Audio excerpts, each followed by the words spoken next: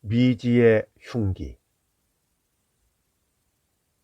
논에는 서리가 눈처럼 내려 있었다. 들판 끝에는 아침 안개가 뽀얗다. 대낮에 맑게 개었을 때도 푸른 빛이 연할 정도로 산은 멀었다. 규슈의 지도에 이름이 올라있는 넓은 옥토 평야였다. 겨울의 아침 7시라면 해가 아직 안개 위로 나오지 않은 새파란 아침이다. 논에는 별을 벤 그루터기만이 남아있다. 그 표면에 괜 물에 엷은 얼음이 깔려있다. 논두렁길은 아니지만 그것을 조금 넓힌 정도의 오솔길을 가까운 곳에 살고 있는 농가의 농사꾼 내외가 허연 입김을 토하면서 걷고 있었다. 오솔길 위에 떨어진 새끼 토막이나 작은 돌에도 서리가 앉아있다. 여보, 아내가 무엇을 발견한 듯한 목소리로 갑자기 앞장서 걷고 있는 남편에게 말했다. 저게 뭐예요? 남편은 아내가 묻는데도 걸음을 멈추지 않았다. 아내만 걸음을 멈추었기에 서로 간격이 벌어진 것이다. 여보, 저것 좀 보시라니까요. 네? 아내는 약간 언성을 높였다. 뭘 보라는 거야? 남편은 귀찮은 듯이 아내를 돌아보았다. 그 아내는 손을 들어 손가락을 앞으로 내밀었다. 논에는 벼훌기가 끝나서 집들이 쌓여 있다. 규슈의 곡창지대이니만큼 눈길이 닿는 시야 일대에 여기저기 쌓아놓은 볏짚 더미가 보인다. 그 중에 한 볏짚 더미를 아내는 가리키고 있는 것이다. 무슨 소리를 하는 거야? 아무것도 없잖아. 남편은 야단치는 것처럼 말했다. 서리를 뒤집어 쓰고 새하얘져 있는 집더미는 아무런 다른 점도 없었다. 당신이야말로 무슨 말을 하는 거예요? 저기 보세요. 저기 안 보이세요? 저 집더미 밑에 말이에요. 아내는 가리키고 있는 손가락에 힘을 주었다. 남편은 유심히 보았다. 그러다가 겨우 아내가 손가락질하고 있는 부분을 알아낸 모양이다. 하고 입을 벌린 채 자기도 모르게 걸음을 멈췄다. 집더미 그늘에 2개의 다리가 삐죽이 나와 있는 것이 보였기 때문이었다. 그곳은 다른 마을에서 넓은 현도로 나가는 오솔길이다.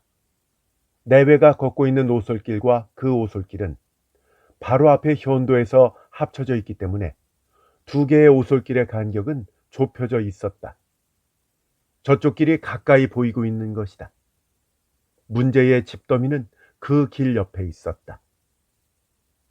내외는 사이에 눈을 가로질러 집더미가 있는 곳으로 달렸다. 그러자 그늘져 있던 부분이 확실하게 보였다. 그 2개의 다리는 번듯이 누워있는 어느 남자의 시체였다. 내외는 숨을 죽이고 내려다보았다. 시체는 서리를 뒤집어 써서 새하얗다. 에그머니나 하고 아내는 남편의 몸에 매달려 시체의 얼굴을 겁먹은 얼굴로 보았다. 이거 로쿠에몬 씨 아니에요? 정말 로쿠에몬 씨인데? 어쩌다가 이런 데서 돌아가셨을까? 내외는 처음에 이노 로쿠에몬이 살해된 것은 알아차리지 못하고 병을 앓아서 길 가다 쓰러져 죽은 것으로 생각했다고 한다. 로쿠에몬은 61살 된 노인이었다. 로쿠에몬의 집은 이 마을에서 6km가량 떨어진 오비쿠라라는 거리에 있었다. 곧 그의 집에 가서 알려주자고 남편이 말했지만 그 아내는 파출소에 먼저 알리는 편이 좋다고 했다. 로쿠에몬이 서리를 맞고 누워있는 이상 죽었다는 것은 뻔한 일이다. 묘한 의심을 받으면 안 돼요. 파출소에 먼저 알리는 편이 더 좋을 거예요. 로쿠에몬의 집은 6km나 떨어져 있지만 파출소는 한달음이면 갈 수 있는 곳에 있다. 그런 타산도 있었지만 아내의 말이 옳았다. 순경이 와서 재빨리 현장 보존을 할 수 있었기 때문이었다. 요비쿠라에서 본서의 서장 이하 수사과 개원들이 자동차로 달려오기까지는 넉넉히 1시간은 걸렸다. 겨울 해는 겨우 안개 위에 나와 빛나기 시작하여 서리가 녹아가기 시작했다. 시체의 얼굴도 녹은 서리로 물을 끼얹은 것처럼 젖었다. 로쿠에모는 눈을 뜬 채 눈동자를 한 점에 모으고 있다. 벗겨진 뒤통수는 집 속에 묻혀 있었는데 그 짚에 피가 배어 있었다. 감식계의 촉탁의가 쭈그리고 앉아서 시체를 살펴보더니 죽은 지 11~2시간쯤 경과되었다고 말했다. 그렇다면 전날 밤 9시나 10시경이 범행 시각이다. 사인은 곧 알 수 있었다. 집 속에 쑥 들어간 머리를 들어올려 보니까 후두부에 흥건히 피가 묻어 있다.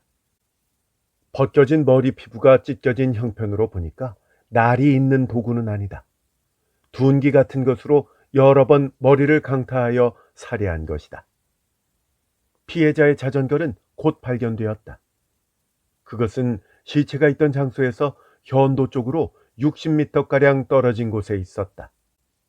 오솔길 옆에 작은 시냇물 속에 반쯤 처박혀 있었던 것이다. 이 상황으로 보아 자전거를 탔던 로쿠에모는 자전거가 쓰러져 있는 지점에서 어떤 자의 습격을 받아 머리를 얻어맞고 비틀비틀 걸어 60m가량 마을 쪽으로 왔을 때 다시 후두부를 난타당해서 집더미 옆에 쓰러진 것으로 추정되었다. 이 마을에는 지난 10년 동안 살인이 없었다. 이웃 마을인 요비쿠라도 마른 국수의 산지로 알려진 거리다. 지루할 만큼 평화로운 마을에 일어난 살인 사건은 이 부근 사람들에게 몹시 충격을 주었다. 그것도 피해자인 이노 로쿠에몬을 마을에서는 누구나가 잘 알고 있었기 때문이다. 이노 로쿠에몬은 요비쿠라 거리에서 자파상을 하고 있었다. 그는 사흘에 한 번쯤 반드시 이 마을에 왔다. 그것은 로쿠에몬은 자파상이지만 따로 쌀가마나 집거적을 모아다가 각지의 도매상에 발송하고 있었던 것이다. 사건이 일어난 구로이와 마을뿐만은 아니지만 이 주변 일대가 규슈의 곡창지대라고 일컬어지는 만큼 쌀 농사는 대단한 것이다. 따라서 농가의 부업으로서 풍부한 짚을 이용하여 고공품 간의 공업이 성하다. 쌀가마니, 집거적, 집비 등의 산출량은 소홀히 다를 수 없었다. 요비쿠라 거리에서 이들 농가의 부업품을 모아 각 지방에 파는 중간 상인은 여러 명 있는데 이노 로쿠에몬도 그 중에 한 사람이었다. 그는 61살이나 되었지만 그리고 머리는 벗겨져서 머리카락 하나도 없는 대머리지만 체력은 튼튼하여 안색도 불그레했다. 번들번들 빛날 정도의 윤기가 있었던 것이다. 사흘에 한 번씩 그의 건강한 모습이 자전거를 타고 구로이와 마을을 돌아다니는 것은 가마니와 거적을 거두어 모으거나 대금을 지불하기 위해 농가를 돌아다니기 때문이었다. 조사를 해보니까 이노 로쿠에모는 시체가 되어 발견된 전날인 2월 16일 오후 4시쯤 대금을 지불하기 위해서 구로이와 마을에 왔었던 것이 밝혀졌다. 시체의 옷 속에는 지불하고 남은 돈으로 생각되는 8,600엔가량이 손도 대지 않은 채 남아 있었다. 따라서 범인은 돈을 빼앗을 목적이 아니다. 원한 관계의 범행이라는 것은 수사원의 일치된 의견이었다. 로쿠에모는 장사에 있어서는 농가에 별로 평판이 좋지 않았다. 일단 값을 저응하고도 돈을 지불하는 단계에서는 사사건건 인색하게 굴어서 값을 깎기 일쑤였다. 그것 때문에 종종 농가 사람들과 말다툼을 하는 일이 있었다. 그러나 그 정도의 원한으로 로쿠에몬이 살해되었다고는 생각되지 않았다. 시체를 해부한 현해 감찰인은 감정서에다가 후두부에 2곳 함몰 골절이 있음, 뇌에는 뇌막 외에 혈종이 있고 대상 타격의 소견이 있음, 따라서 사인은 머리에 가한 외력에 의한 뇌막 외 혈종에 기인된 뇌의 압박이라고 인정됨. 이렇게 말하고 흉기의 추정은 공격면이 비교적 넓적한 둔체가 작용한 것으로 인정됨. 이라고 쓰여 있었다. 감정서의 자세한 소견은 어려운 전문 용어여서 형사들로서는 잘 알 수 없었다. 요컨대 함몰 골절이 일어날 정도로 머리를 강타당해 죽은 것이다. 흉기라면 좀 더 구체적으로 추정하는 바를 설명해 주지 않으면 알 수가 없다. 선생님, 공격면이 비교적 넓적한 둔체란 어떤 것을 말하는 것입니까? 그건 예를 들면 쇠뭉치라든가 단단한 떡갈나무 몽둥이 같은 것이죠. 감찰인은 이렇게 대답했다. 아, 쇠몽둥이나 떡갈나무 몽둥이라는 말씀이죠? 그렇다면 문의 빗장 같은 것이라고 생각해도 될까요? 네, 그렇겠네요. 감찰인은 이렇게 대답하고 잠깐 생각했다. 근데 내 생각으로는 좀 더 공격면이 넓적한 것이라고 생각돼요.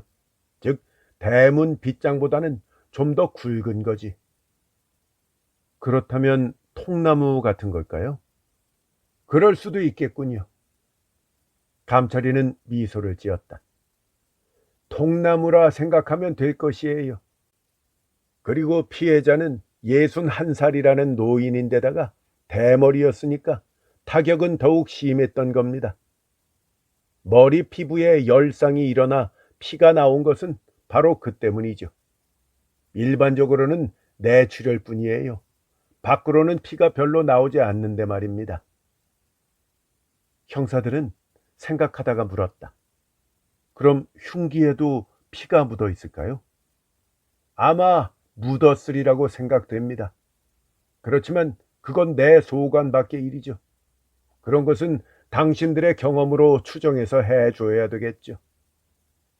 의사는 그렇게 말하고 웃었다. 수사본부에서는 흉기는 일단 통나무와 비슷한 것이라고 추정했다. 더욱이 거기에는 피해자를 때려 죽였을 때의 핏자국이 묻어 있다고 생각했다. 그건 그렇고 이와 같은 참혹한 방법으로 살해한 것은 어지간한 원한을 품고 있는 사람이 아님에 틀림없었다. 상품 대금으로 말다툼한 정도는 아닌 것 같았다. 2월 16일 오후 4시 이후에 이노 로쿠에몬의 행적이 잡혔다. 그는 요비쿠라의 자택을 오후 3시 반에 자전거를 타고 출발했다. 벗겨진 머리에는 방한모를 쓰고 몸에는 두툼한 점퍼를 입고 골덴 바지를 입었다. 그리고 작업화로 페달을 밟으며 4시경에는 구로이와 마을 입구의 촌길에 나타났던 것이다. 여기서 들일을 하고 돌아오던 농사꾼 부부와 만나서 선체로 이야기를 주고받았다. 오늘은 좀 늦으셨네요. 농사꾼 안학은 자전거에서 내린 로쿠에몬에게 이렇게 말했다. 겨울 해가 저물어 가고 있었다. 가게 일을 조금 해치우다 보니까 이렇게 시간이 늦었네요. 그렇지만 오늘은 지불 때문에 이 마을에 오지 않을 수가 없어서 온 거예요. 이노 로쿠에몬은 윤기 있는 얼굴에 웃음을 담았다. 아이고, 그야 안 오실 수가 있었나요? 오시마 씨가 기다리는 거리요? 농사꾼 아낙네가 이렇게 놀리자 로쿠에몬은 눈살을 찌푸렸다. 마을 사람들은 별의별 소문을 다 내고 있지만 오시마 씨하고 나는 아무 일도 없어요. 난 다만 가만히를 거두오고 돈을 치르러 갈 뿐이라니까. 농사꾼 안학은 그런 다음에도 두어 서너 마디 로쿠에몬을 더 놀려주고 헤어졌다. 이노 로쿠에몬이 이 마을에 사이토 시마코라는 29살의 미망인에게 열을 올리고 있는 것은 누구나가 다 알고 있었다. 시마코는 이 마을 출신이 아니다. 20km 떨어진 바다 연변에 있는 마을 사람인데 회사원으로 있던 남편이 죽자 5살짜리 사내아이를 데리고 이 마을의 조그마한 집으로 옮겨온 것이다. 당시에 논도밭도 없는 시마코는 농가의 부업인 가마니치기를 본업으로 삼아 생활을 꾸려나가고 있었다. 중간 상인인 이노 로쿠에몬이 그녀의 제품을 취급해주게 돼서 차츰 그는 친절해졌다. 남에게 얻어쓰던 가마니 짜는 기계도 사주었고 집 재료값도 구워주었다. 로쿠에몬의 이러한 친절이 보통 친절이 아닌 것은 누가 보아도 분명했다. 시마코는 회사원의 아내로 도회지 생활을 했기 때문에 세련되어 있었으며 얼굴도 아름다웠다. 이노 로쿠에몬은 지금도 젊을 때처럼 건장한 몸을 갖고 있고 나이에 어울리지 않게 건강하다. 요비쿠라 거리에다 2호 부인에게 살림을 차려주고 있다는 소문이 있을 정도였다. 여자 보기도 여전하다는 평판이었다.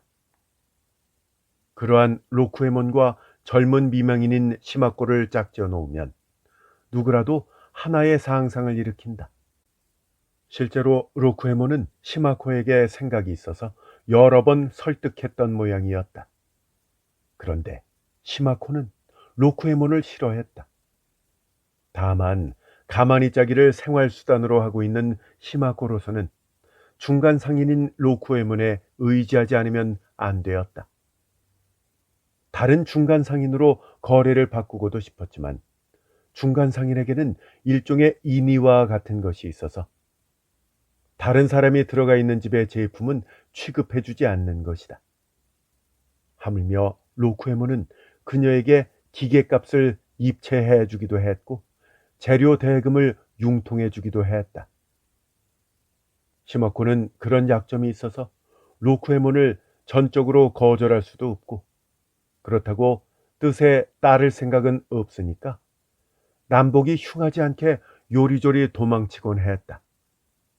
그런 관계가 벌써 2년이나 계속되고 있는 것이었다. 마을 사람들은 그런 사정을 알고 있었다. 시마코가 곤혹을 당하고 있는 것은 누가 보아도 알 수 있었지만 이른바 타관내기인 시마코에게 비교적 냉담했다. 대부분은 둘 사이가 어떻게 될 것인가 하고 흥미를 가지고 바라보고 있었다. 로쿠에몬은 시마코가 싫어해도 개의치 않은 채 장사를 구실로 드나들고 있었다. 마을 사람들에겐 그러한 로쿠에몬도 흥미거리였다. 앞서서 얘기했지만 16일 저녁 때 구로이와 마을의 한 길을 지나가다가 만난 농사꾼 안악이 자전거를 타고 오는 로쿠에몬을 놀린 것은 그런 사정이 있기 때문이었다. 실제로 그 이후에 로쿠에몬은 거래가 있는 농가를 3집 돌고 마지막에 들른 집이 시마코의 집이었다. 그것은 저녁 8시경이었다고 생각된다. 왜냐하면 3집째의 농가의 안악이 이제 어딜 가시느냐고 물었을 때 오시마 씨에게 지불할 것이 조금 있으니까 그쪽을 좀 들러봐야 됩니다. 로쿠에몬은 이렇게 대답했다. 오시마 씨의 집에 간다고 스스로 말했던 것이다. 그런 시마코의 집에 로쿠에몬이 온 것이 8시가 지난 시간이었다. 그리고 대금을 지불하고 9시경에 자전거로 돌아갔다는 것이다. 그것이 그가 들른 마지막 집이다. 다른 곳은 아무데도 들르지 않았다. 시마코의 집과 살해된 현장과는 같은 오솔길로 이어져 있고 500m도 떨어져 있지 않았다. 이런 것을 탐문해낸 수사진이 사이토 시마코에게 의심을 품은 것은 당연했다. 로쿠에몬 살해 사건은 요비쿠라 거리에 수사본부가 설치되었다. 현에서도 수사관이 파견되었다. 수사본부는 살인 현장을 검증하며 살해 상황을 다음과 같이 추정했다. 우선 자전거가 쓰러져 있던 위치와 시체가 놓여 있던 위치의 관계이다. 자전거는 마을에서 현도로 나가는 700m가량 떨어진 지점에 오솔길에 버려져 있었다. 그 오솔길 옆에 도랑과 같은 시냇물이 흐르고 있다. 자전거의 앞바퀴는 그 얕은 물 속에 거의 잠겨 있었다. 시체는 그 위치에서 60m가량 구로이와 마을 쪽으로 다가가서 쓰러져 있다. 오솔길 옆에 집더미 옆에 로쿠에몬의 상반 씨는 짚을 뒤집어 쓰고 있었다. 짚은 지난해 가을에 수확한 것이어서 아직 새 것이었다. 대체로 이 부근은 탈곡이 늦다. 범인은 자전거를 타고 있는 로쿠에몬에게 느닷없이 뒤에서 덮쳐서 통나무 같은 것으로 뒤통수를 내리쳤든가, 그것이 아니고 범인이 피해자와 아는 사이인 경우라면 자전거에서 내린 로쿠에몬과 이야기를 하다가 다 끝난 것처럼 하여 로쿠에몬이 뒤로 돌아서는 순간에 후두부를 때렸다고도 생각되는 것이다. 그때 자전거는 길 옆에 도랑 속으로 굴러떨어졌고 로쿠에몬은 처음 일격을 받고 뇌진탕을 일으켜 비틀비틀했다. 그러나 이것은 치명상은 아니었기 때문에 로쿠에몬은 무의식 중에 구로이와 마을 쪽으로 도망칠 생각으로 걸었을 것이다. 물론 로쿠에몬의 집은 구로이와 마을과는 반대 방향인 요비쿠라 거리다. 그러나 거리 관계상 인가가 가까운 구로이와 마을 동구 쪽으로 향한 것은 자연스러운 것이다. 범인은 비틀비틀 걷고 있는 로쿠에몬을 다시 습격했다. 감정에 의하면 흉기는 통나무 몽둥이와 비슷한 것으로 추정된다. 그러한 흉기로 3번이나 4번쯤 뒤통수를 힘껏 때렸을 것이다. 로쿠에몬은 마침내 집 속에 신체를 절반 쳐박고 쓰러졌다. 그 강타에 벗겨진 대머리의 피부가 찢어지고 짚이 피에 물들었던 것이다. 짚에 피가 묻은 점으로 보아 흉기에도 반드시 핏자국이 묻어 있을 것으로 수사본부에서는 보았다. 무엇보다도 먼저 흉기를 찾아야 한다. 현장은 여러 번 수색되었지만 흉기인 듯한 것은 발견되지 않았다. 범인이 가지고 갔든가 아니면 다른 장소에 감춰두었든가 했을 것이다. 로쿠에몬이 가지고 있던 당일 지불 잔금이 그대로 도난되지 않은 점으로 보아서 범행은 강도가 아니라 원한 관계라고 보는 설이 유리했다. 하지만 그렇다고 로쿠에몬이 살해될 만큼의 깊은 원한을 샀었다는 선은 나오지 않는다. 그러나 범인은 구로이와 마을에 인연이 있는 사람이라는 추정은 강했다. 그 선에서 조사를 해낸 것이 사이토 시마코이다. 특히 로쿠에몬이 쓰러져 있던 집더미에서 500m 떨어져 시마코의 집이 있다. 즉 구로이와 마을 입구에 시마코의 집이 있었던 것이다. 형사들의 정보 수집에서도 로쿠에몬의 색과 욕으로 얽힌 야심에 시마코가 상당히 난처해 있었다는 것은 짐작할 수 있는 것이다. 다만 그녀가 로쿠에몬을 살해할 정도의 강한 동기가 있었는가 어떤가의 문제이다. 그러나 지금 현재 시마코가 가장 진범에 가깝다. 다지마다 형사와 히사마 형사가 맨 처음에 시마코를 찾아간 것은 범행이 있었던 이튿날 저녁 때였다. 그때까지 온 마을을 샅샅이 돌아다니던 끝에 대부분의 정보 수집이 끝났던 것이다. 다즈마다 형사는 42살, 히사마 형사는 27의 후배였다. 다지마다 형사는 현경에서 증원되어 온 수사관이었다. 농가라곤 하지만 시마코는 농사를 짓지 않기 때문에 집안에 농기구는 별로 없었다. 집도 작다. 이 지방 농가는 토방이 넓고 방은 좁았다. 앞에서 들어가면 토방은 뒤까지 통해 있어서 뒷문으로는 광해 초가지붕 일부가 보였다. 시마코는 뒤쪽에서 손을 닦으면서 나왔다. 회사원의 아내였다지만 지금은 완전히 농사꾼의 아낙과 똑같아져서 깡둥하게 짧은 옷에 집신을 꿰고 있었다. 찾아온 형사 2사람을 보고 시마코 쪽에서도 그들이 누구인가를 깨달은 모양이었다. 어서 오세요 하고 공손하게 절을 했다. 저 실례하겠습니다. 자, 이리로 들어오세요. 저 아닙니다. 여기가 좋습니다. 두 형사는 올라가는 문턱에 앉아서 우선 토방을 눈여겨보았다. 토방에는 가마니를 짜는 기계가 놓여 있다. 그 밖에 거적도 있고 집도 쌓여 있었다. 시마코는 일하다가 잠깐 일어선 모양으로 가마니 짜는 기계 앞에는 지푸라기가 흩어져 있었다. 저희들은 경찰에서 왔습니다. 다지마다 형사는 말했다. 시마코는 가볍게 인사했다. 이번에 이 마을에 굉장한 사건이 생겼더군요. 다지마다는 친숙한 어조로 시마코에게 말했다. 히사마 형사 쪽은 젊은 만큼 눈을 흘끔거리며 계속 방 안만 보고 있다. 방은 좁다란 4조 반짜리와 6조짜리 정도였다. 그것도 넓은 쪽은 마루방이었다. 가구는 별로 없었다. 천정은 얕고 그을어서 시커멓다.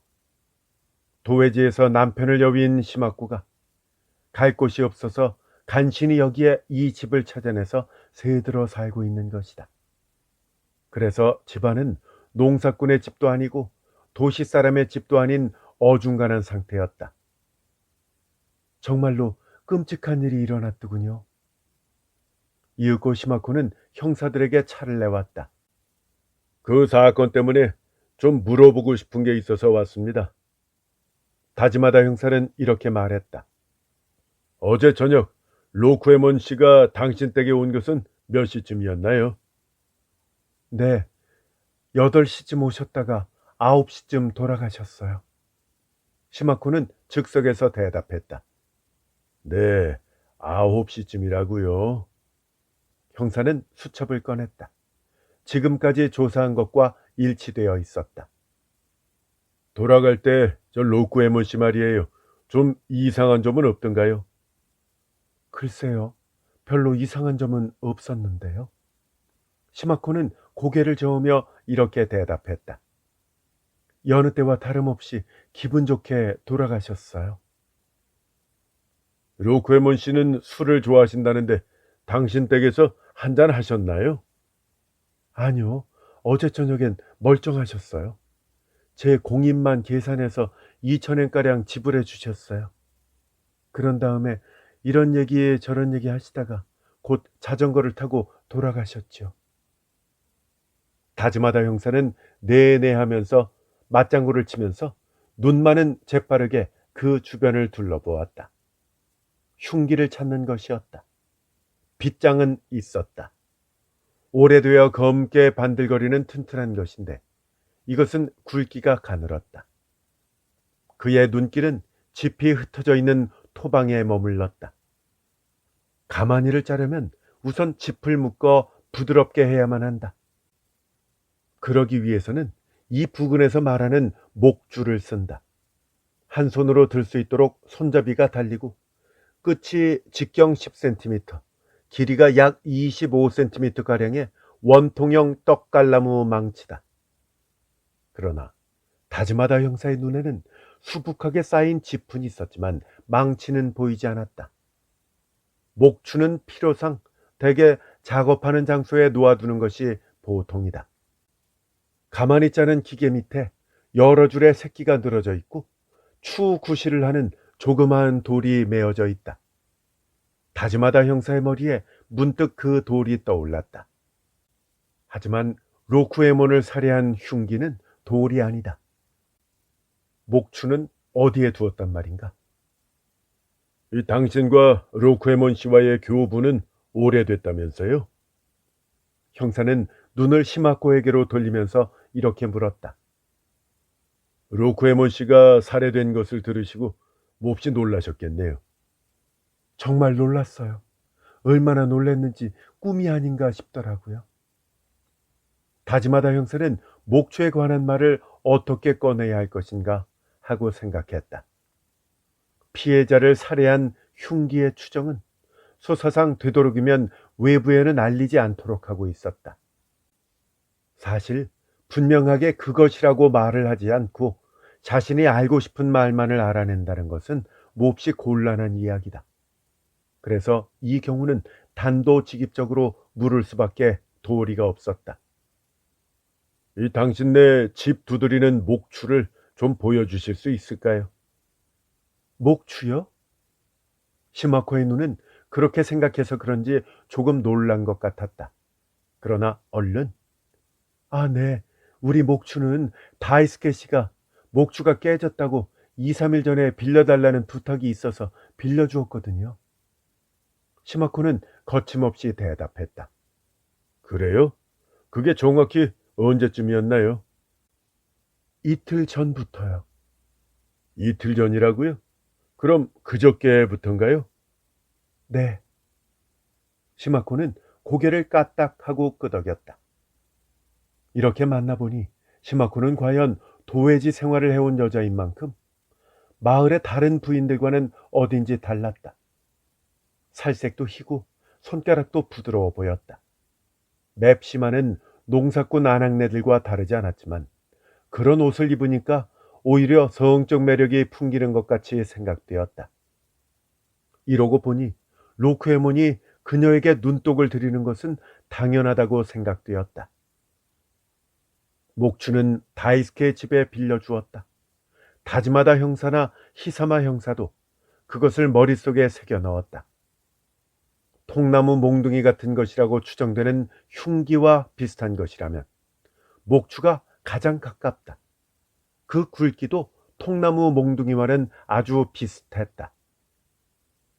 시마코의 집에 목추가 없다는 것을 알고 형사들의 가슴은 뛰었다. 흉기에는 핏자국이 묻어 있다. 시마코가 다른 집에 빌려주었노라고 말하고 사실은 어디엔가 감추어 놓은 것은 아닐까? 그러나 그것은 거짓말이라는 것이 당장 탄로날 것이다. 다이스케 집은 너댓집 건너다. 다이스케와 시마코가 공모라도 한 게 아니라면 조사하면 당장이라도 알 수 있는 일이다. 시마코의 태도에는 별로 겁을 내는 것 같은 낌새는 없었다. 도회지 생활을 경험했던 만큼 외부에서 찾아온 사람을 다루는 데는 익숙해 있다. 그렇지 않은 이 주변 농가 사람들은 경찰에서 형사가 뭐 좀 알아보러 왔다고 하면 침착성을 잃고 당황해 버린다. 다즈마다 형사가 시마코를 만나서 안 것은 그녀가 매우 침착하다는 점이었다. 당신은 죽은 로코에몬 씨와 거래 관계로 매우 친했다고 하더군요. 네. 시마코는 서슴지 않고 고개를 끄덕였다. 제가 이런 일을 도중에 끼어들었으니까 로코에몬 씨는 여러 가지로 저를 보살펴 주셨어요.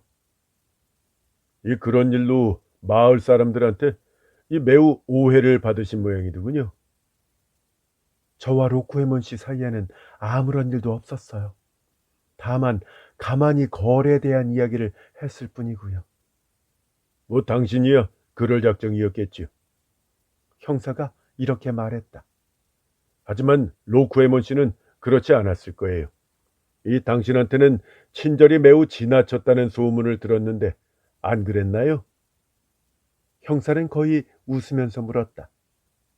네, 로쿠에몬 씨의 마음은 그랬을지도 모르죠. 하지만 전 그런 교제는 거절했어요. 거절하셨다고요? 형사는 말끝을 잡았다. 그렇다면 당신은 로쿠에몬 씨 때문에 곤란했었나 보군요. 시마코는 대답을 하지 않고 얼굴을 붉히며 고개를 수그렸다. 네, 여러 가지로 고마웠습니다. 다즈마다 형사는 이 정도면 족할 거라고 생각하며 일어섰다. 아참, 당신 댁에는 어린아이도 있지요? 형사는 집안을 둘러보며 말했다.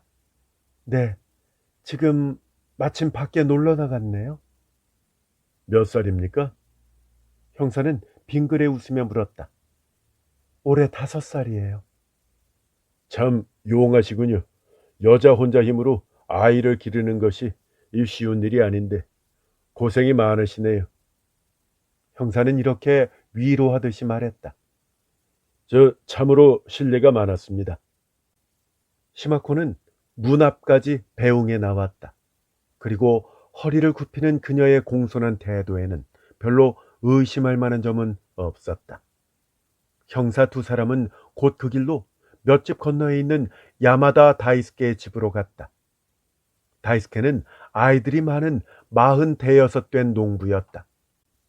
형사는 다이스케에게 시마코한테서 목줄을 빌렸는지 여부를 물었다. 다이스케는 그렇다고 말했다. 그리고 실제로 그 빌려왔다는 목줄을 형사 앞에 내보였다. 다즈마다 형사도 히사마 형사도 그것을 집어들고 살펴보았다. 범행은 어젯밤의 일이다.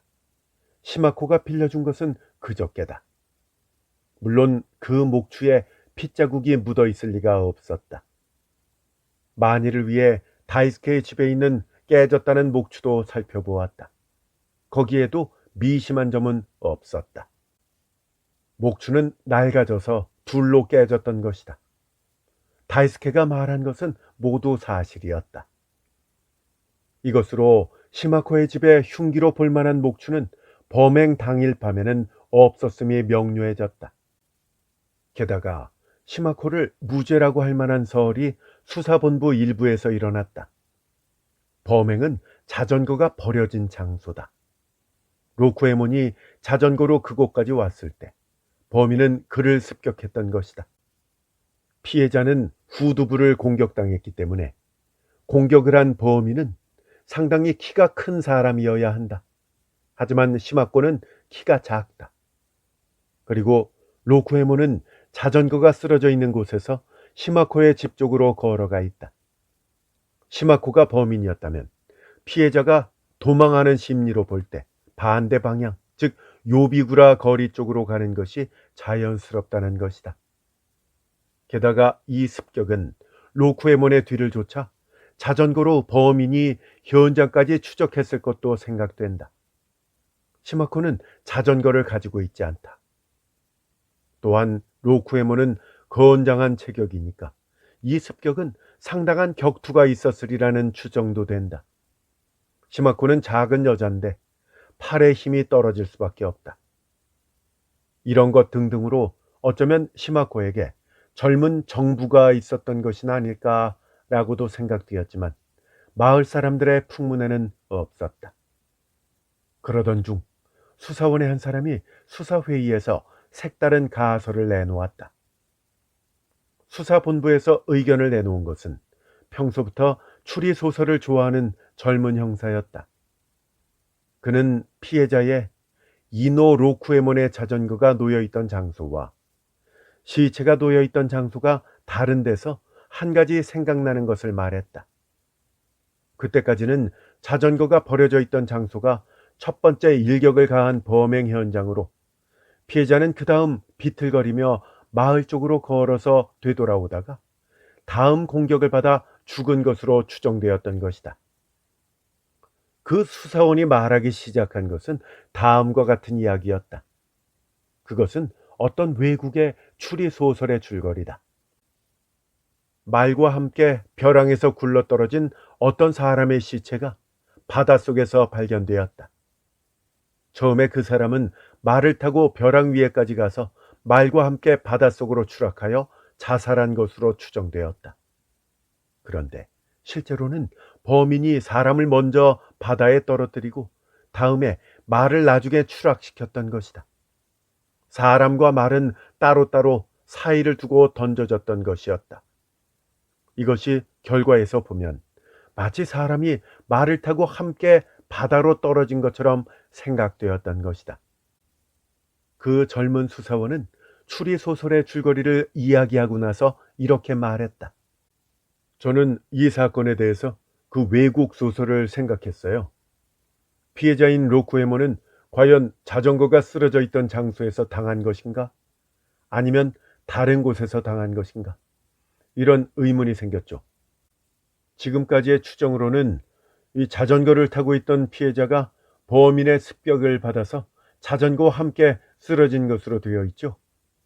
하지만 이 소설 줄거리처럼 생각하는 방법도 있습니다. 수사회의에서 추리소설의 이야기가 나왔을 무렵은 일동은 한가하고 태평한 표정이었다. 하지만 이야기가 현실 사건으로 되돌아오고 젊은 수사원의 의견이 나오자 다시 긴장했다. 저는 어쩌면 이 피해자가 쓰러져 있던 장소가 첫 번째 현장은 아닐까 하고 생각합니다. 자전거는 나중에 이 범인의 손으로 버려진 건 아닌가 생각이 되는 것이죠. 이 생각은 수사 주임의 마음을 움직였다. 수사 주임은 몸을 앞으로 내밀며 물었다. 그러면 로쿠에모는 자전거를 타지 않았다 하는 말인가? 그것은 두 가지로 생각을 해볼 수 있죠. 하고 수사원은 주임 쪽을 향하고 말했다. 로쿠에모는 시체가 있었던 현장까지 자전거를 타고 왔다가 그 지점에서 살해되었다. 범인은 나중에 그 자전거를 버린 장소에 운반했다고 생각하는 방법입니다. 또 한 가지는 처음부터 로쿠에모는 걸어서 돌아가다가 현장에서 살해돼서 나중에 범인이 자전거를 타고 버려뒀던 장소에 내던져 놓고 돌아갔다 하는 방법이 되겠죠. 그럴듯하군. 수사 주임은 턱을 받치고 자신도 생각하는 것처럼 눈을 감았다. 피해자는 자전거를 갖고 있었다. 그러니까 돌아갈 때 자전거를 타지 않고 걷는다는 것은 좀 이상하지 않나? 주임은 그렇게 질문했다. 아닙니다. 그건 모순이 없다고 생각합니다. 저는 로쿠에몬이 이미 마을에서 첫 번째 일격을 받아 비틀거리며 도망쳐서 현장까지 다다랐을 때 뒤에서 추적해온 범인에게 치명상을 받았으리라고 생각합니다. 다음에 범인은 다시 자기의 집으로 되돌아가서 로쿠에몬의 자전거를 타고 시체 곁을 지나 떨어진 곳에 자전거를 버리고 돌아갔으리라고 생각합니다. 그것은 사건을 꿰뚫은 견해였다.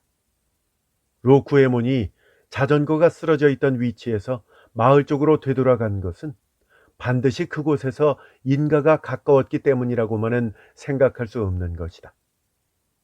그 수사원의 의견으로는 반대로 마을의 어디에선가 일격을 받고 걸어서 도망가던 도중에 시체가 있던 현장에서 살해되었다는 추정을 하고 있다.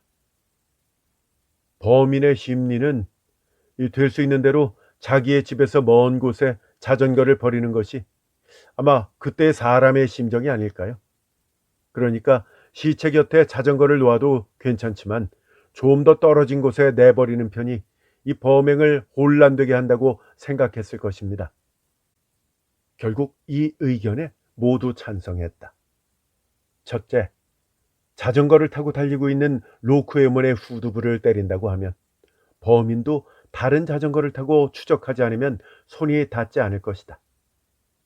자전거가 있는 현장에서 로쿠에몬을 쓰러뜨렸다고 하더라도 일격을 당한 피해자가 비틀거리며 오던 길을 되돌아간다는 것도 부자연스럽다. 달아나는 자의 심리로 범인이 온 마을과는 반대인 요비쿠라 거리의 방향으로 가는 것이 자연스럽지 않은가? 젊은 수사원의 견해가 아무래도 자연스러운 것 같았다. 그러자 로쿠에몬이 마지막으로 들렀던 집이 더욱 문제가 되어 온다.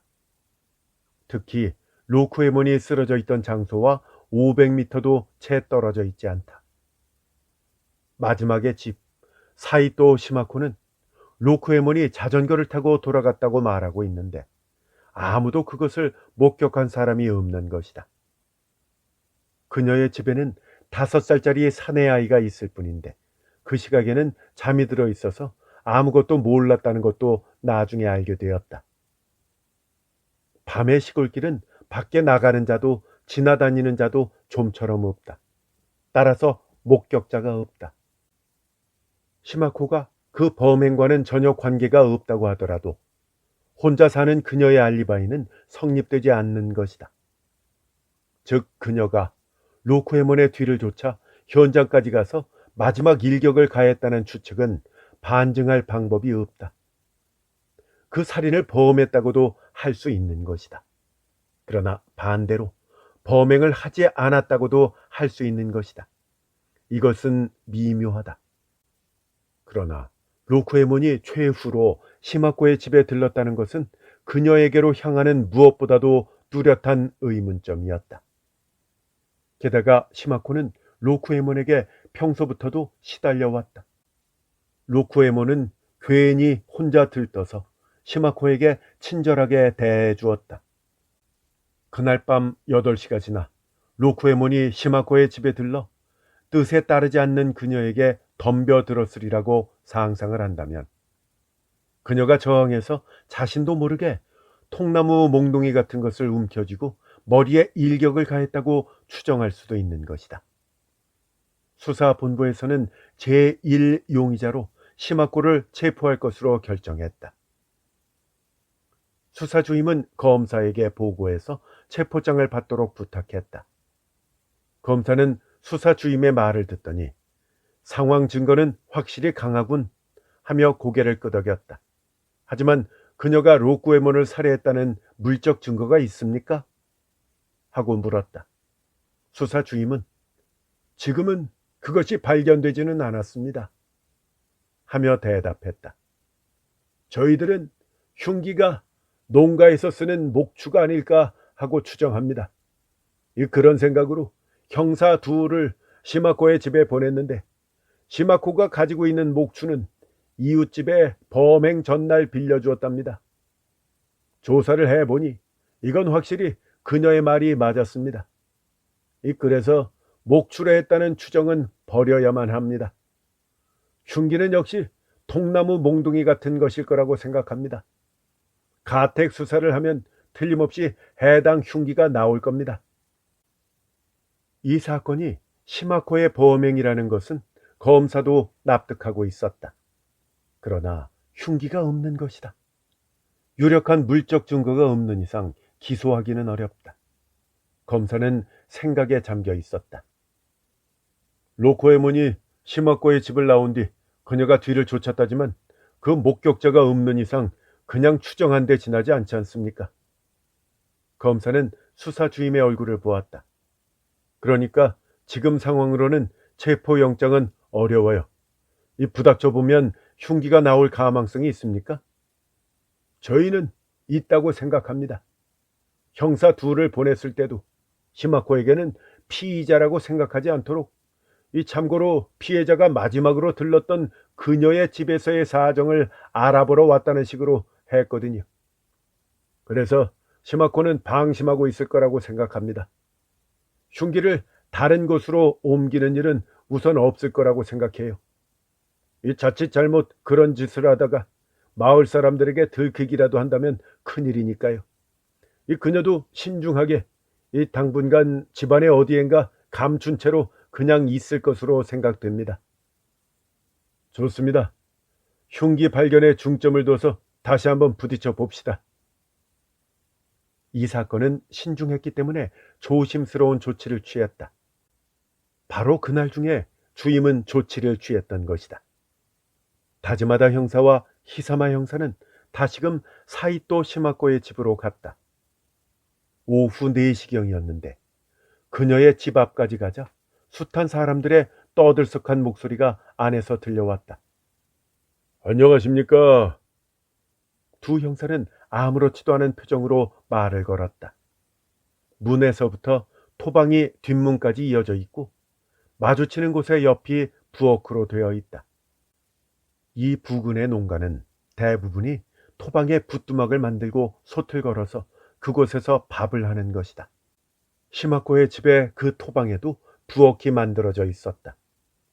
그 부엌에 이웃 아이들이 10명가량, 농가의 아낙네가 서너 명가량 모여 있었다. 어서 오세요. 그들 가운데서 시마코가 나와 두 형사를 맞았다. 저 또 왔습니다. 다즈마다 형사는 인사를 하면서 부뚜막이 있는 토방 쪽을 보았다. 아이들이고 어른이고 10명 되는 사람이 서기도 하고 앉아있기도 했다. 모두 손에 밥 공기를 들고 있었다. 부뚜막에는 큰 냄비가 걸려있고 지피 활활 그 밑에서 불타고 있었다. 이 지방은 산이 멀고 벼농사가 많기 때문에 연료에는 대개 짚을 사용한다. 다즈마다 형사는 모여있는 아녀자들을 둘러보았다. 그녀들은 두 형사의 얼굴을 보더니 쿡쿡 창피한 듯이 웃었다. 밥 공기를 들고 있는 여자나 아이들은 단팥죽이나 콩가루 묻힌 떡을 먹고 있었다. 이 지방은 소위 2월설이어서 2월 1일이 새해 첫날이다. 떡은 대부분 2월 말쯤 하게 된다. 다즈마다 형사는 좋지 못한 자리에 왔구나 하고 생각했다. 시마코는 아직 피의자가 아니기 때문에 마을 사람들이 보는 앞에서 언짢은 소문이 날 만한 짓은 하고 싶지 않았다. 다즈마다 형사는 나이가 많은 만큼 여기에 모여있는 여자며 아이들을 어떻게든지 빨리 이 집에서 나가게 해야 되겠다고 생각했다. 모두들 단팥죽을 먹거나 콩가루를 묻힌 떡을 먹거나 하고 있었다. 토방이니까 쪼그리고 앉은 사람도 있고 선체로 그릇을 들고 있는 사람도 있다. 여자들은 그래도 형사 앞을 생각하고 그릇을 내려놓았지만 아이들은 정신없이 퍼먹고 있다. 오늘이 무슨 날입니까? 다즈마다 형사는 숱한 이웃 손님들을 바라보며 일부러 상냥하게 웃어 보이면서 이렇게 물었다. 제가 언제나 이웃분들한테 신세만 지고 살고 있거든요. 그래서 설 떡으로 단팥죽이랑 콩가루를 묻힌 떡을 만들어서 대접하고 있는 중이에요. 시마코는 생글생글 웃으면서 이렇게 대답했다. 혼자 사는 과부인데다가 어린 아들을 데리고 사는 살림이라서 그녀는 평소부터 여러 가지로 이웃 사람들에게 마음을 써왔을 것이다. 오늘도 그런 생각으로 이웃의 아이들이랑 여자들을 불러다가 한바탕 대접을 하는 모양이었다. 다즈마다 형사는 약간 시마코의 심정이 불쌍해졌다. 저 선생님도 한 그릇 드세요. 뭐 별로 맛은 없겠지만요. 시마코는 형사들을 위해서 총총히 새 밥공기에 단팥죽을 담기 시작했다. 아닙니다. 괜찮아요. 다즈마다 형사는 거절했지만 이것은 사양하는 것으로 생각한 모양이었다. 어머나, 그렇게 말씀하시지 마시고 좀 잡숴 보세요. 시마코는 단팥죽 2그릇을 쟁반에 올려놓아 들고 왔다. 다지마다나 히사마는 하는 수 없이 문턱에 걸터 앉았다. 자, 드세요. 시마코는 이렇게 권했다. 아유, 이거 참. 다지마다는 일부러 눈을 가늘게 뜨고 단팥죽을 떠먹었다. 젊은 히사마 형사는 술을 잘하는 쪽이어서 단 음식은 언짢은 얼굴이었다. 그러나 그는 다지마다 형사의 심정을 살폈던지 절반쯤은 먹었다. 게다가 저녁 때였기 때문에 배도 고프기는 했었다. 이 지방의 떡은 물을 뿌리지 않고 단단히 쳤기 때문에 매우 찰졌다. 야, 이거 참 맛있는데요? 하고 다지마는 칭찬했다. 그러세요? 그럼 많이 드세요. 아직도 많아요. 시마코는 기쁜 듯이 웃으면서 권했다. 형사가 무슨 볼일로 다시 왔는지 별로 마음 쓰고 있는 것 같지도 않았다. 여자들은 사양하여 돌아가려 했다. 게다가 일찍부터 와 있었기 때문에 충분히 배가 불렀던 모양이었다. 아이들도 자기 어머니를 따라 돌아가기 시작했다. 오시마 씨, 정말 단팥죽도 맛있고 콩가루 묻힌 떡도 정말 맛있게 잘 먹었어요. 고마워요. 여자들은 저마다 한마디씩 인사를 하고 형사들에게도 가볍게 머리를 숙여 보이고 돌아갔다. 어머, 좀 더 천천히 가시지 않고서요. 시마다는 이렇게 붙잡았지만 많은 사람들은 그냥 돌아갔다. 남은 것은 오로지 형사 둘뿐이었다. 다지마다는 마을 사람들이 다 돌아갔기 때문에 겨우 마음을 놓았다. 한 그릇 더 드세요. 시마코는 쟁반을 내밀었지만 다지마다는 이젠 그만하겠다고 손을 저었다. 이제부터 할 임무를 생각하니 가슴속이 우울해졌다. 아닙니다. 이제 됐어요. 정말 맛있게 잘 먹었습니다. 다지마다는 빈 그릇을 쟁반 위에 올려놓았다. 히사마 형사는 남은 단팥죽과 떡을 주체하지 못하고 있었다. 저 선생님은 어떠세요? 시마코는 히사마 형사에게 말했다. 선생님은 젊으시니까 떡은 얼마든지 더 잡수실 수 있죠? 아니요, 저도 이제 그만 먹으려고요. 맛있게 잘 먹었습니다. 히사마는 손을 저었다. 이 사람은 술꾼이니까 그렇게 많이 먹지는 못해요. 다짐하다가 이렇게 거들었다. 아, 그러세요? 그럼 술을 좀 내올까요? 집에 조금 남아있을 거예요. 그 말에는 히사마가 당황하여 말렸다. 다즈마다 형사는 일어나서 부뚜막 쪽으로 갔다. 지피 타다 남아있는 위에 걸려있는 그 냄비에는 아직도 단팥죽이 많이 남아있었다. 떡도 상당히 많이 있었다. 참 많이도 만들었다고 생각했다. 콩가루를 묻힌 떡도 상당히 큼직한 그릇에 수북이 담겨 있었다. 시마코는 아직도 누군가 마을 사람을 초대할 모양 같았다.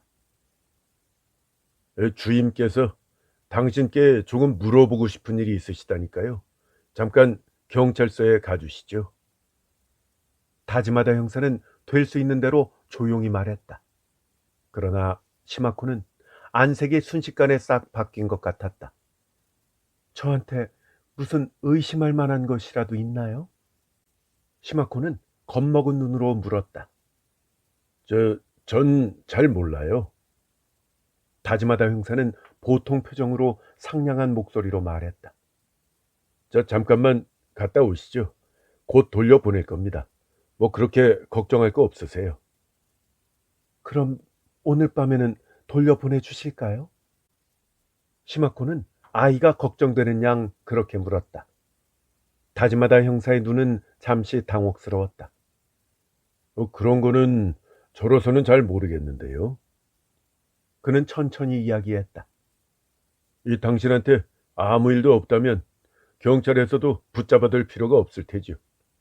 너무 걱정하지 마세요. 내가 조사하는 사람한테도 잘 이야기해 줄 테니까 지금 곧 갑시다. 시마코는 고개를 푹 숙이고 입술을 깨물고 있었다. 회사원의 아내였던 시절에는 아름답게 몸단장을 했을 터인데 지금은 몸차림에 개의치 않아서 야위어 있다.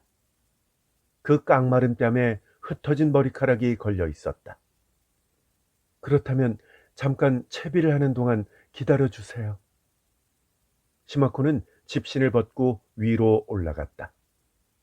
어두운 골방으로 들어가 옷을 바꿔 입는 모양이었다. 그 채비를 하는 동안 다즈마다와 히사마 두 형사는 그 부근에 주의 깊게 눈길을 보냈다. 전에 왔던 때와 상태는 조금도 변하지 않았다. 변해 있는 것은 부뚜막 위에 단팥죽이 남은 냄비가 걸려 있는 것과 콩가루 묻힌 떡이 아직도 그릇에 담겨 있는 것뿐이었다. 이웃 사람들이 먹다 남긴 것이 어쩐지 무참했다. 그 냄비도 밑에 아궁이 속에 불이 꺼져 싸늘하게 식어 있었다. 히사마 형사는 시마코가 채비를 하고 나오기를 기다리고 있었다. 다즈마다 형사는 건들건들 뒷곁으로 갔다. 닭장이 있었다. 한 100마리의 닭이 닭장 속에서 떠들어댔다. 닭장 안은 이렇다 할 다른 것이 없었다. 뒷곁 한쪽에는 퇴비가 있고 썩은 짚이 쌓여 있었다. 다즈마다는 그쪽으로 시선을 달렸다. 그 끝에는 도랑이 물을 가득히 담고 있었다. 이 지방은 넓은 논에 물을 대기 때문에 옛날부터 가로 세로로 크리크가 만들어져 있다. 괴어 있는 물에는 한가하게 물풀이 떠 있었다. 수도가 없는 이 마을에서는 우물보다도 도랑물이 음료수였고 빨래하는 물이었고 밥을 짓는 데 쓰였다. 곁에 다 쓰러져가는 오두막이 있다. 그 속에는 목욕통이 있었다.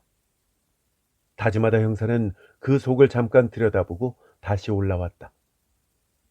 마침 시마코가 채비를 다 차리고 토방으로 내려서는 참이었다.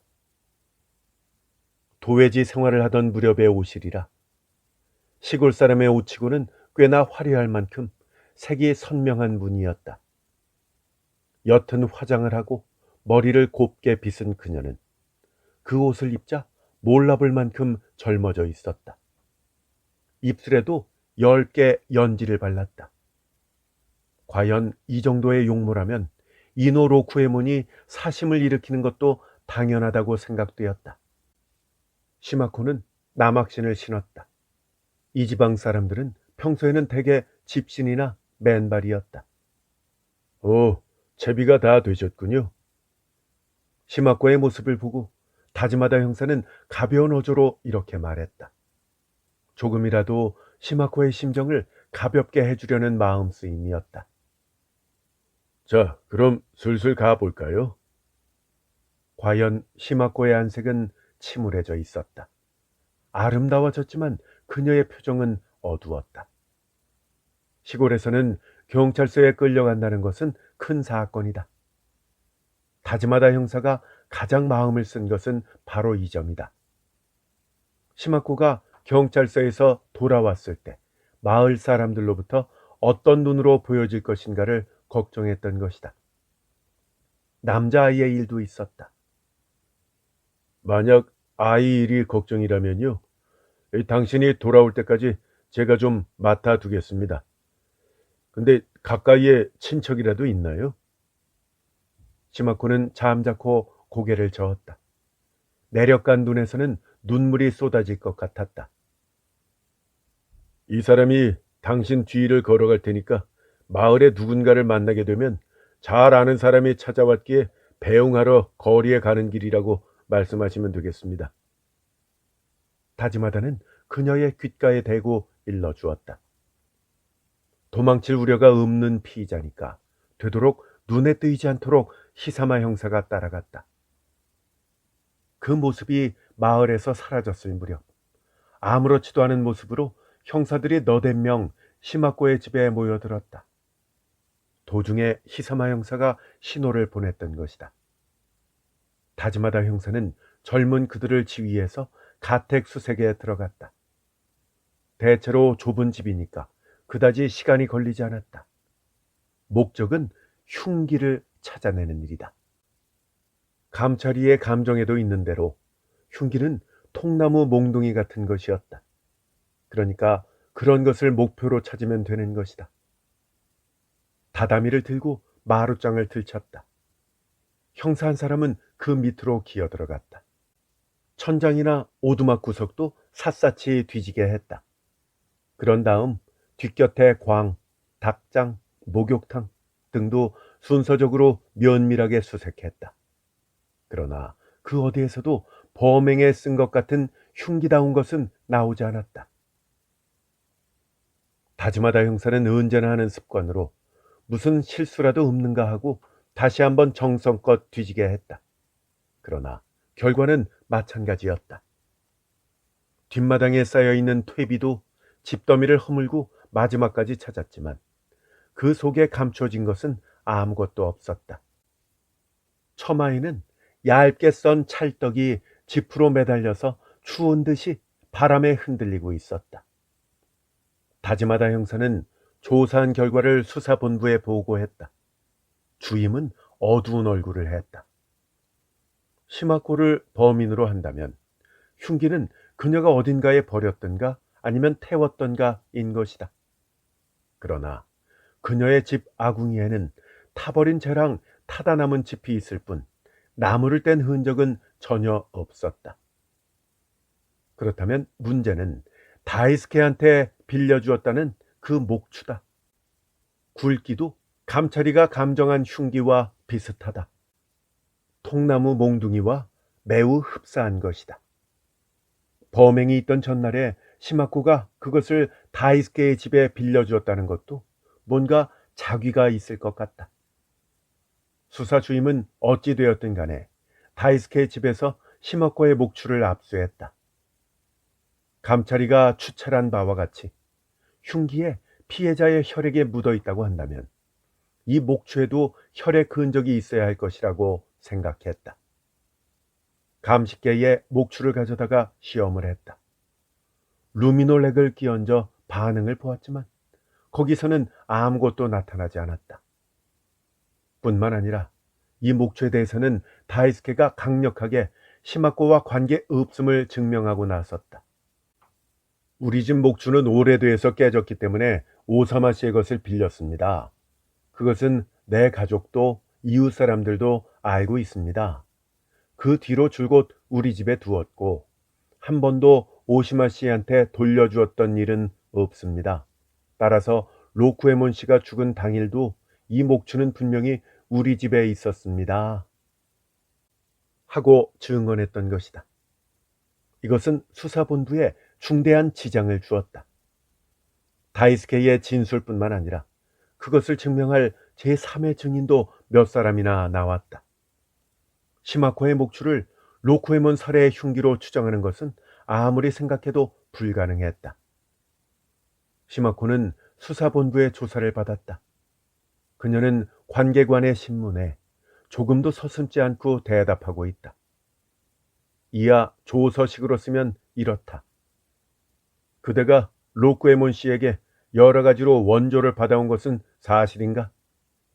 네, 로쿠에몬 씨는 제가 혼자서 가만히 짜는 일을 하는 것이 불쌍하다면서 가만히 짜는 기계에 재료 구입비 등을 돌려주시곤 했습니다. 로쿠에몬은 그대의 집에 종종 왔는가? 네, 사흘에 한 번쯤은 오셨어요.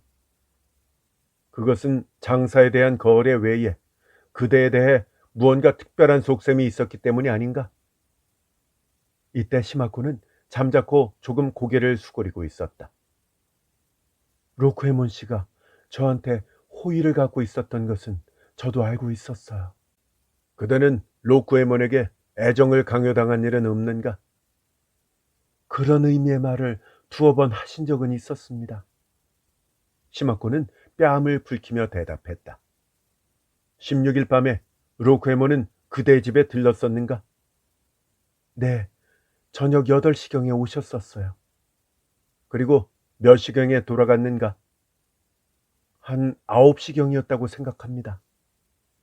그 사이에 로쿠에몬에게 술을 내놓았는가? 네, 전에는 말짱한 얼굴이었다고 했습니다만 사실은 한 홉가량 마시고 돌아가셨어요. 시마코는 얼굴을 푹 숙인 다음 대답했다.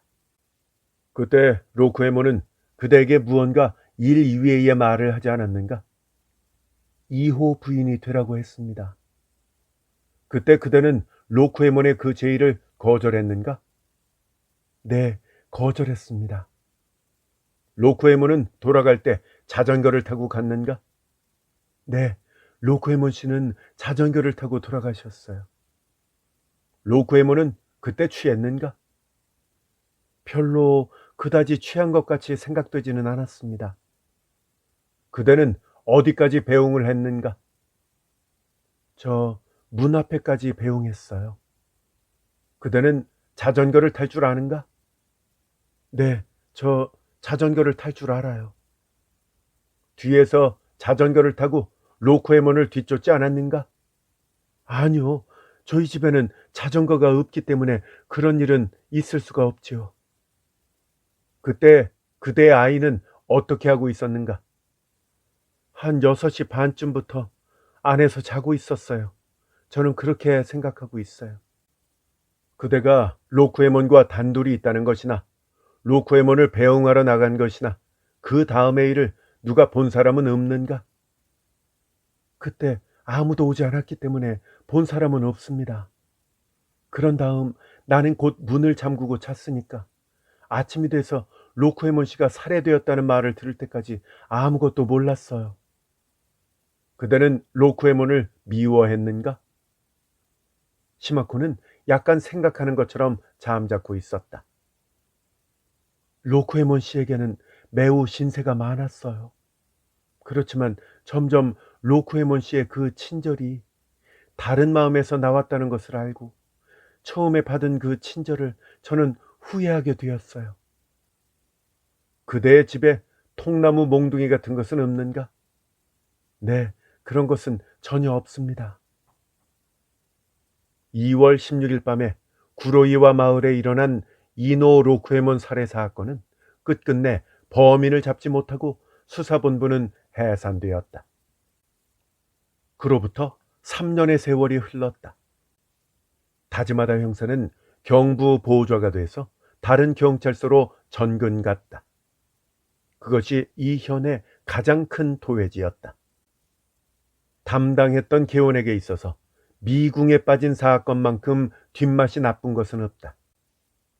당시 형사부장이었던 다즈마다 형사도 이 구로이와 마을의 사건이 언제까지나 마음속에 꼬리를 끌고 있었다. 그러나 과연 3년이 지나고 보니 그것은 겨우 그의 의식에서 사라져가고 있었다. 또다시 그로부터 4년째 되는 정월이었다.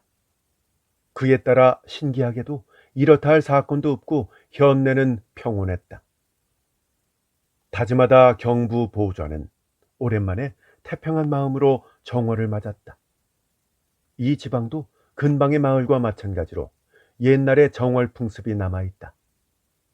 그의 집도 한 차례의 새로운 정월을 축하하고 2월이 되어 두 번째의 정월을 축하했다. 그 두 번째의 정월인 2월 정월이 지난 지 2주일쯤 되었을 때다. 그는 그날도 집에 일찍 돌아와 있었다. 친척 아이들이 여럿 놀러 왔기 때문에 썰어 놓은 지 얼마 되지 않아 아직도 덜 마른 찰떡을 화로에 올려놓아 굽고 있었다. 하얀 화투장 같은 모양의 찰떡은 노랗게 구워지는 데 따라 향기로운 냄새가 났다. 아이들이 많았기 때문에 지금 굽는 떡만으로는 순식간에 없어질 것이었다. 여보, 저 떡 좀 더 가져다 주세요. 남은 건 아직 썰지 않았어요. 미안하지만 당신이 좀 썰어주세요. 아내는 부엌에서 바쁜 듯이 대답했다. 다즈마다는 하는 수 없이 일어나 다음 방으로 갔다. 근데 어디에 있지? 그는 큰 소리로 부엌에 있는 아내에게 물었다.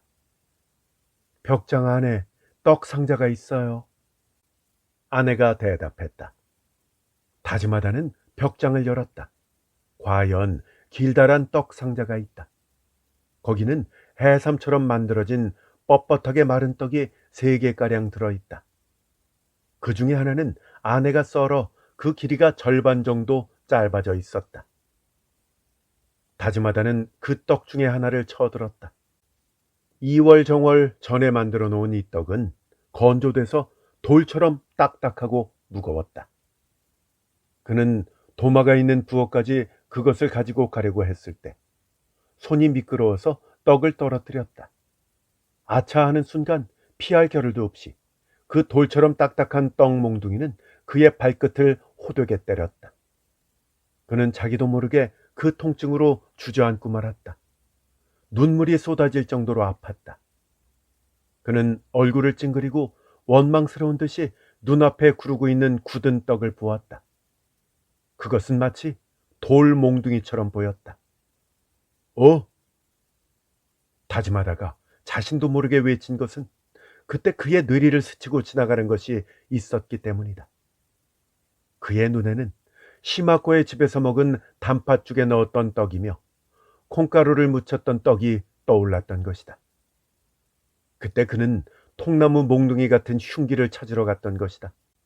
그때 시마코의 집에서는 이웃 사람들을 많이 모아다가 단팥죽과 떡을 대접하고 있었다. 지금 깨달은 것이다. 그 떡이야말로 흉기가 아니었던가? 그것은 2월 18일이었다. 그는 시마코의 집 처마 끝에 매달렸던 마른 떡을 기억하고 있다. 어린아이 한 사람뿐이라곤 하지만 너무나도 그 수량은 적었다. 지금에야 그 비밀을 알았다. 말려놓은 떡 하나가 흉기로 변했던 것이다. 말할 것도 없다. 이 돌처럼 딱딱한 바싹 마른 찰떡은 굵기도 꼭 통나무 몽둥이 같은 크기였다. 이것으로 때리면 거의 통나무 몽둥이의 둔기와 다름이 없다. 로쿠에모는 튼튼하기는 했지만 노령인데다가 머리카락이라고는 한 오라기도 없는 대머리로 이 돌 같은 떡 몽둥이로 일격을 받았을 때 잠시도 지탱할 수 없었을 것이다. 다지마다의 눈에는 그 정경이 선하게 비쳤다. 술을 마신 로쿠에몬이 그날 밤 시마코에게 덤벼들었던 것이다. 그녀는 순간적으로 그릇에 놓여 있는 찰떡 몽둥이를 쥐고 로쿠에몬의 뒤통수를 후려쳤다. 로쿠에몬은 가벼운 뇌진탕을 일으켜 비틀거리면서 시마코의 집에서 나와 집더미가 있는 지원장까지 걸어갔다. 시마코는 뒤가 무서운 것을 생각하여 뒤쫓아가서 같은 떡 몽둥이로 계속 후려 때렸다. 로쿠에몬은 결국 죽고 말았다. 그런 다음 로쿠에몬의 자전거가 놓여있기 때문에 그것을 타고 로쿠에몬의 시체 곁을 지나 현도 가까이까지 버리러 갔던 것이다. 흉기는 가택수색을 했어도 없었을 터였다. 피 묻은 떡은 시마코가 썰어서 단팥죽에 넣어서 끓이기도 하고 전체에 콩가루를 문질러 발랐다. 그리고 다즈마다도 그 흉기로 만든 음식을 대접받았던 것이다.